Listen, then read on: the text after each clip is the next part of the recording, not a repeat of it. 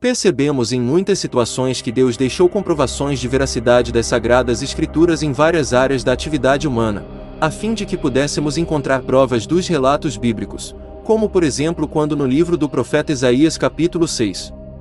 O profeta relata que no ano em que morreu o rei Uzias o profeta viu o Senhor sentado sobre um alto e sublime trono. Quando esquadrinhamos a história humana encontramos um rei por nome Uzias, também conhecido por Azarias, que foi rei de Judá entre 792 e 740 a.C., na mesma época do profeta Isaías, que viveu, que foi entre 765 e 681. Podemos também citar o túmulo de Jesus, que segundo o relato bíblico ficava fora dos muros da cidade de Jerusalém, num jardim próximo ao Gólgota, onde Jesus foi crucificado. Era cavado numa rocha igual ao túmulo que encontramos em Jerusalém nos dias de hoje, chamado de Tomb Garden, ou túmulo do jardim, próximo ao Monte da Caveira, que o general britânico Charles Gordon entre 1882 e 1883 identificou como lugar da crucificação.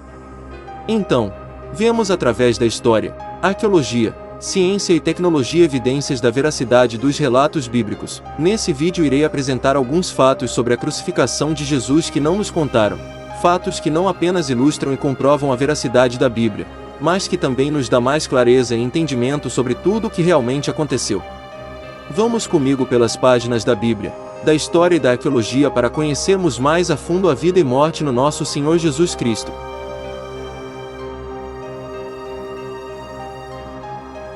O Santo Sudário, ou Sudário de Turim, como também é conhecido, é um lençol funerário em linho puro que a tradição católica diz ter envolvido o corpo de Jesus Cristo após a sua crucificação. O pano original está localizado em Turim, na Itália. 3 laboratórios na Europa e nos Estados Unidos determinaram em 1988 a idade do sudário a partir de amostras com menos de 50 mg. As datações independentes mostraram que o sudário deve datar entre 1260 e 1390 anos depois de Cristo. Todavia, o que os laboratórios não conseguiram foi comprovar cientificamente como a imagem foi feita, pois não há vestígios de tinta ou outra substância corante qualquer. A imagem retratada no sudário é de um homem que apresenta escoriações por todo o corpo, similar à de alguém que foi flagelado.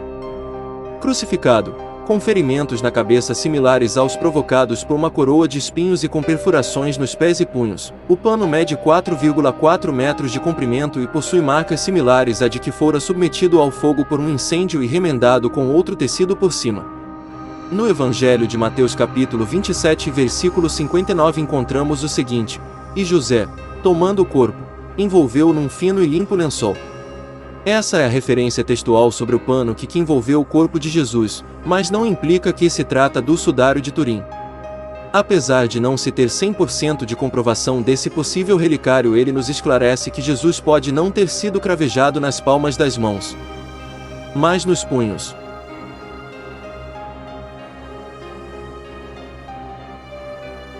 O escritor judeu Flávio Joséfo disse que os legionários romanos se divertiam crucificando os prisioneiros das maneiras mais desconfortáveis e insanas possíveis, a exemplo de Elhanan ben Agacol, que em uma tradução livre é João filho de Agacol. Em 1990 foi encontrado por arqueólogos no cemitério do sumo sacerdote Caifás, parte de um calcanhar atravessado por um cravo, fruto da crucificação sofrida por Elhanan. Como escreveu o arqueólogo Vassílios Tsaferis, descobridor do calcanhar de Elhanan, em um artigo na revista da Biblical Archaeology Society, disse o seguinte: de acordo com as fontes literárias antigas, dezenas de milhares de pessoas foram crucificadas durante o Império Romano. Segundo Arias Shimron, geólogo aposentado de Jerusalém que liderou um novo estudo sobre esses fragmentos, acredita que em Jesus pode ter sido usado o mesmo protocolo romano. O médico Zugib concluiu que os pregos utilizados na crucificação tinham 12,5 centímetros, já a coroa de espinhos tinha espinhos de aproximadamente 2,5 centímetros.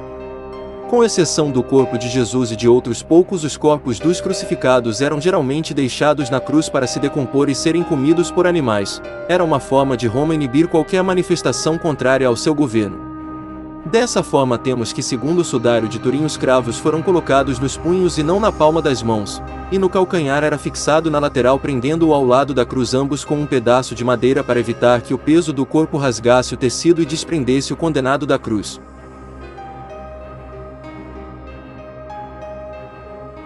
O Império Romano é considerado um dos maiores impérios de todos os tempos, inclusive ele é um dos impérios encontrados na estátua do profeta Daniel. Durou cerca de 5 séculos, de 27 a.C. a 476 d.C. Essa longevidade os fizeram especialistas em muitas áreas, inclusive na execução penal com requinte de crueldade. Os romanos crucificaram dezenas de milhares de pessoas, podendo diminuir ou aumentar o tempo de dor até a morte. Há relatos que o historiador Flávio Joséfo, voltando de viagem para Jerusalém, encontra o amigo crucificado em uma árvore há 3 dias e ainda o encontra com vida. Ele vai até Pilatos e pede que o liberte. Após a libertação desse seu amigo, mesmo é tratado e continua vivo não por sua resistência física, mas pelo controle da dor infligida pelos guardas romanos. Em cada local de execução da pena havia um posto da guarda com estrutura para uma determinada execução, a saber, tortura, flagelação e crucificação. Em cada posto da guarda havia água, comida, vinho, banheiro. Quando estive em Israel, passei por Cesareia Marítima, construída pelo rei Herodes o Grande para adocicar as vaidades de César. Lá ainda existem as ruínas desse palácio monumental para a época, construído para o imperador César, com uma gigantesca piscina, um hipódromo, jardins, anfiteatro e muitas outras estruturas que tornam o lugar indispensável em uma visita a Israel. Para as atividades e espetáculos existe um banheiro no estilo romano. Era coberto e fechado com paredes. No interior havia uma espécie de muretas de aproximadamente 50 centímetros de altura e distanciamento entre elas de 30 centímetros para a satisfação das necessidades fisiológicas.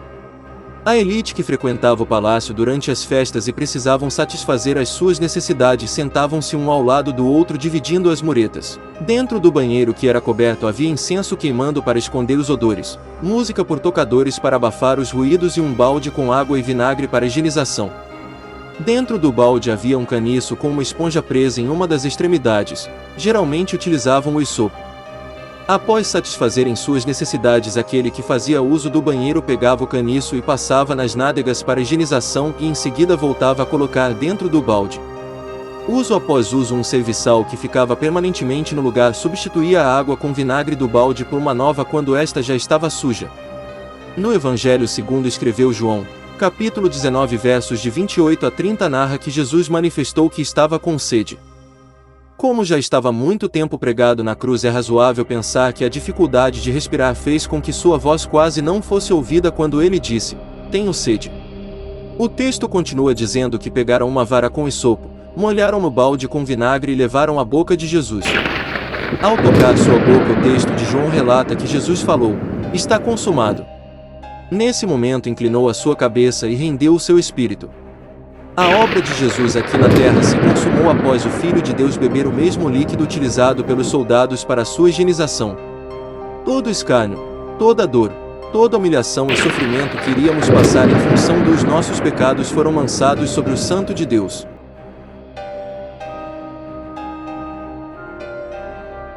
As imagens que temos de Jesus crucificado não correspondem à verdade. Temos que ter em mente que a execução romana era não apenas cruel, mas pública também. Um dos objetivos da execução era deixar claro para todos o que aconteceria se alguém viesse a se levantar contra o Império Romano.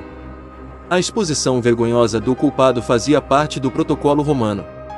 Até porque as crucificações eram feitas à beira do caminho fora da cidade, para que todo aquele que passasse entrando ou saindo da cidade pudesse ver e tomar como exemplo o que aconteceria com quem se levantasse contra o Império.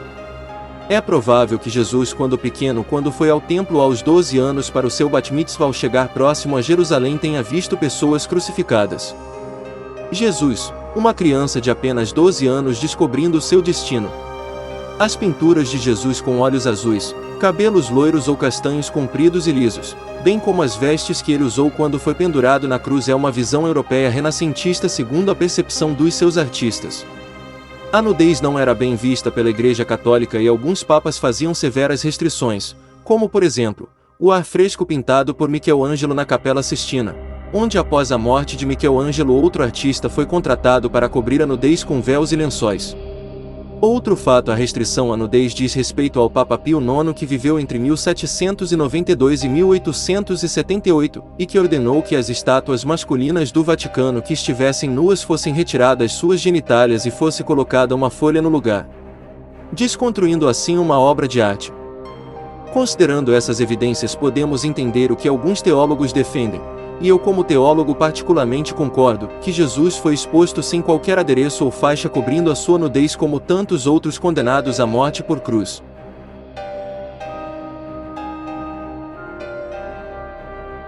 No Evangelho de Mateus capítulo 27, versículo 45 relata que trevas cobriram a terra da hora sexta até a hora nona, ou seja, 3 horas de escuridão, ou se preferir, um eclipse com duração de 3 horas. É ponto sem discussão por entendimento científico que um eclipse tem duração máxima em torno de 7 minutos e 59 segundos. Esse é o tempo que leva para a sombra da Lua cobrir a Terra. Vamos considerar algumas possibilidades. Se a Lua com diâmetro de 3.474,8 km produz um eclipse máximo de 7 minutos e 59 segundos, qual seria o diâmetro de um corpo celeste para produzir um eclipse de 3 horas? A resposta é uma simples regra de 3, o que daria um diâmetro de 88.331 km.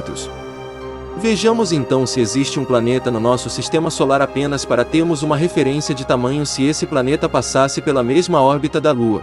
Apesar disso não ser possível, mas apenas para referência, temos Mercúrio com um diâmetro de 4.879 km, Vênus 12.104 km, Terra 12.742 km, Marte 6.779 km, Júpiter 139.820 km, Saturno 116.460, Urano 50.724 km e por fim Netuno com 49.224 km.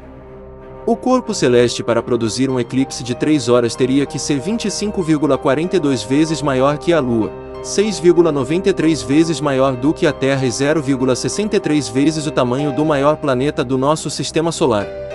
Em outras palavras, teria que ser um astro de grandes proporções e que não faça parte no nosso sistema solar, mas que cruze nosso sistema solar em períodos como o cometa Halley, que passa 76 anos para concluir sua órbita elíptica, e que não pertence ao nosso sistema solar, mas apenas passe. Carlos Munhoz Ferrada, astrônomo chileno que viveu de 1909 a 2001, defende uma tese do terceiro Sol considerando que todas as estrelas como o nosso Sol são estrelas binárias, ou seja, 2 sóis que se interagem mantendo um certo equilíbrio, mesmo que o fim delas como a de todos os sóis binários seja a colisão. Mas isso fica para um outro vídeo sobre 2 Pedro 3:10. Munhoz chamou esse corpo celeste de cometa-planeta, pois ele é um planeta quanto à sua estrutura e massa, mas se comporta como um cometa pela sua periodicidade. Em 2016, os astrônomos Batygin e Brown descobriram a localização do 9º planeta como também sua massa. Segundo os astrônomos, o 9º planeta é do tamanho muito maior que a Terra e possui massa 10 vezes maior. A descoberta deste astro em parte foi devido à desorganização causada por ele no cinturão de Oort, que é um cinturão de asteroides que circundam o nosso sistema solar por fora, podendo ser rochoso ou de gelo. Esse 9º planeta, o planeta X, sendo o X um nome provisório, uma incógnita, era conhecido dos sumérios, que foi um dos primeiros povos a se estabelecerem na Mesopotâmia. Esses escritos mencionam que o planeta X é um sistema formado por um corpo celeste central e mais 7 planetas satélites que o acompanham como se fossem luas. Esse estudo apresenta que a passagem dele próximo à órbita da Terra produz não apenas escuridão por tempo muito grande devido ao seu tamanho, como também terremotos e maremotos de grandes proporções devido à sua massa produzir o aumento da gravidade. O evento é similar a um arrastão, inclusive alterações no eixo eletromagnético da Terra. Devemos lembrar que apesar de tudo isso ainda estar em um ambiente acadêmico e sem provas reais, apenas evidências, o que aconteceu no Egito para que os israelitas é muito mais grandioso do que um evento como esse. O povo de Israel saiu do Egito há aproximadamente 2320 anos. Se acrescentarmos a isso o erro no nosso calendário, como também os 135 anos faltantes do calendário judaico, estamos próximos dos 3.600 anos que esse astro volte a passar em nosso sistema solar, trazendo grandes catástrofes. Leia a 2ª Epístola de Pedro capítulo 3 e verso 10 sobre acontecimentos do tempo do fim e verás que coisas similares a estas estão por acontecer. Bem, ficamos por aqui. Espero ter contribuído com os seus conhecimentos e que principalmente ajude a se aproximar cada vez mais do Senhor Jesus e do nosso Deus. Que o Espírito Santo os conduza em todo entendimento e conhecimento de Deus aqui na Terra. Deus os abençoe grandemente por terem acompanhado esse vídeo. Shalom.